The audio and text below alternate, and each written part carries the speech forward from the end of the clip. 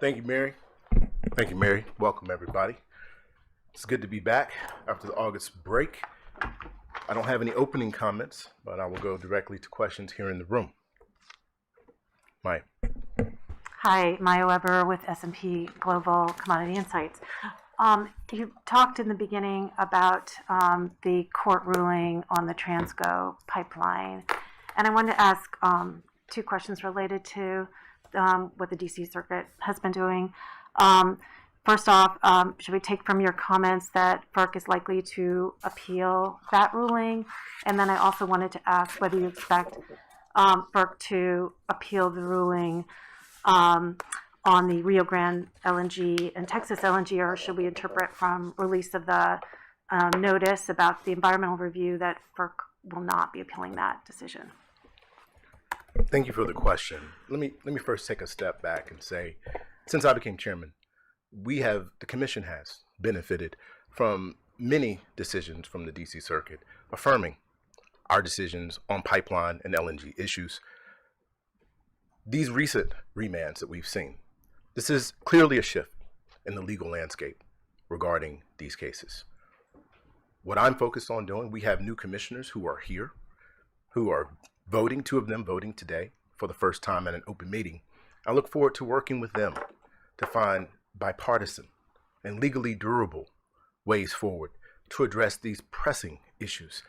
One of the things I mentioned today was how I believe that the court erred when they vacated the Transco Pipeline, because we know they had already begun work in serving customers, and we know that this will have an impact on the reliability and the affordability for the customers in that region. With regard to your second question on timing of appeals and regarding the NEPA notices that went out, we've already started work on what the court told us to do.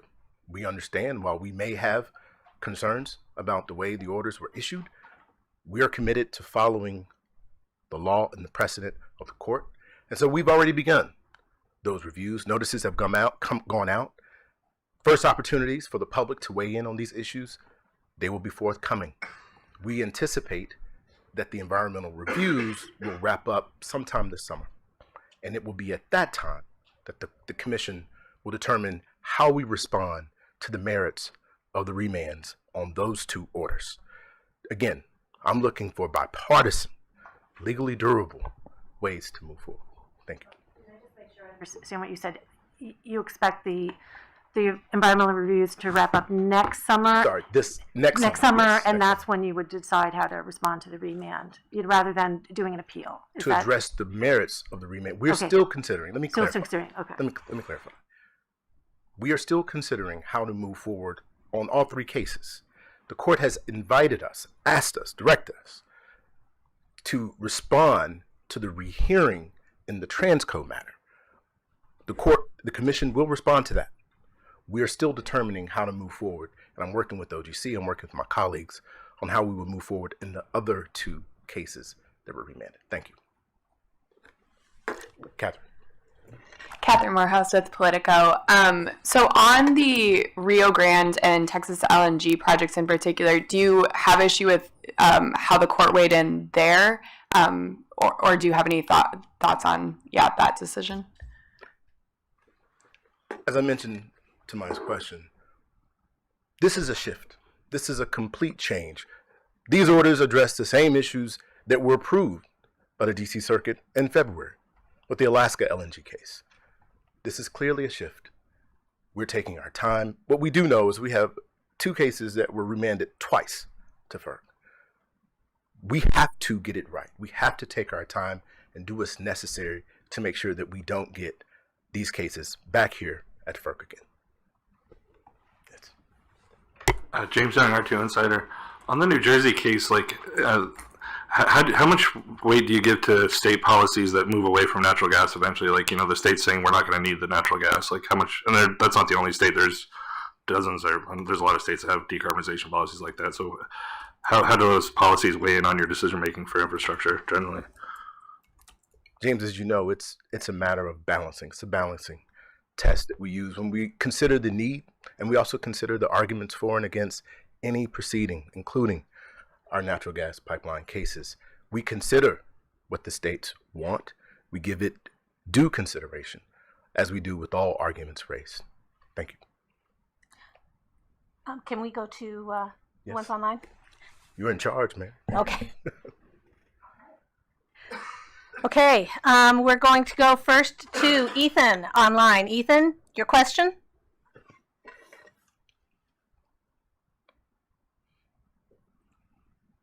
Hi, Chairman. Thanks for taking the question. We can't hear You're on you. mute. Chairman, thanks Still for can't taking the hear you. Do we question. have a problem? While we're taking care of that, Ethan, we'll get back to you. There will be some other questions here in the room. So, Chairman, did you want to take another Thank you. question from Sure. a reporter? Yes, sir. Hi, Carlos Anchondo with E&E News. I first wanted to ask about Transco applied Friday to FERC for a temporary emergency certificate, and I wanted to ask FERC to comment on that. And then also in regards to Rio Grande LNG, the supplemental EIS is slated to be out by next summer. In between that, does FERC plan on issuing a stop work order related to that, or should construction be allowed to proceed on the Rio Grande project? Thank you for the question. I'm going to refer to my comments earlier on those matters, and I will make staff available to get into the details of the questions that you just asked. Thank you. Okay, let's try to go back to Ethan. Can we try Ethan again? Hi, can you hear me now? We Yes, can hear you now. got it. Okay, great. Thanks, Chairman. I really appreciate it. I just wanted to follow up on the interconnection reform workshop that was held last week.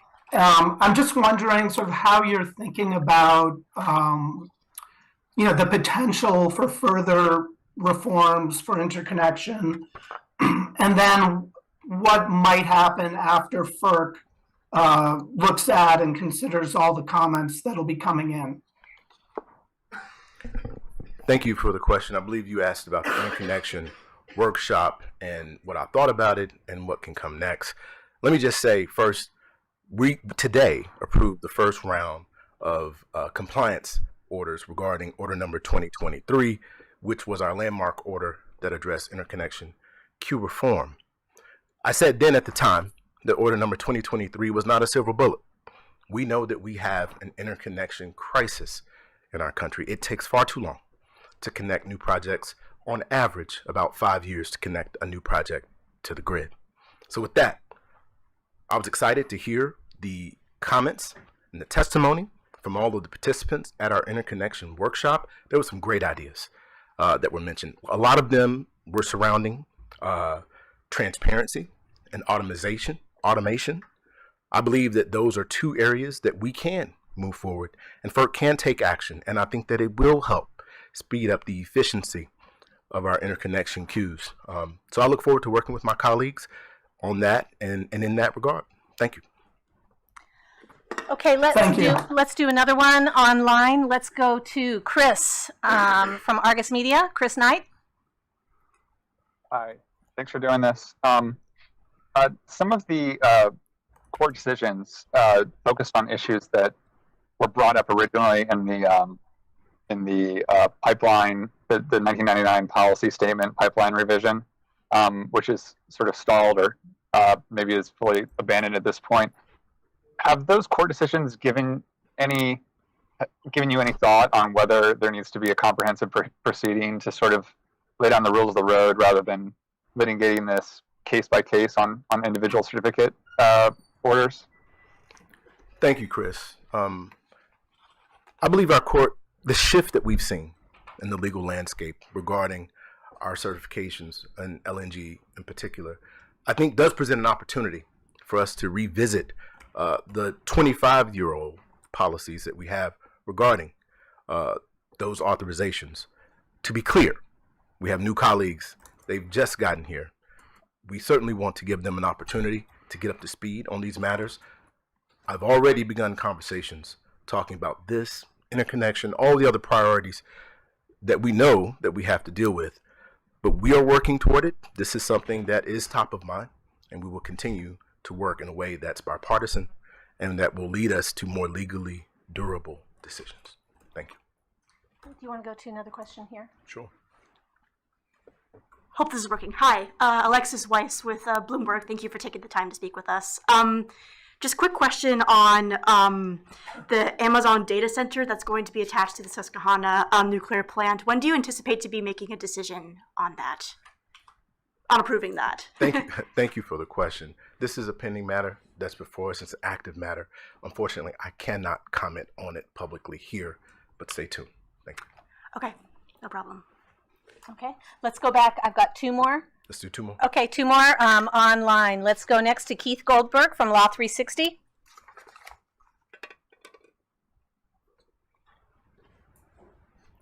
Okay, Keith, we can't hear you. We're having problems again. There we go. There we go. How's that? Can you hear me Better, now? thank you. Okay. Thanks very much for doing this. On the DC Circuit decisions, and you're talking about how sort of like the legal landscape has shifted, and as to kind of what that could mean in terms of any efforts to maybe revise pipeline policy. The Supreme Court's poised to potentially sort of clarify the scope of what federal agencies have to review as part of environmental reviews later this term. I just wanted to see if you were hoping that maybe that could provide sort of further guidance potentially on how the agency would approach its NEPA reviews of pipeline projects. Thank you, Keith. First of all, let me say this. We take, and I personally take the court's decision in these matters very seriously. We believe that the court's decision is, at this moment, right now, the law, and we are committed to doing what the court directs FERC to do. And that's why we've already started to work. We've already gotten to work. We look forward to any further guidance that the court provides. And again, we will take that seriously and move forward with the work. We know that we need infrastructure in this country to address reliability and affordability issues. This is something that I have made a priority since I've been chairman, and it has not changed.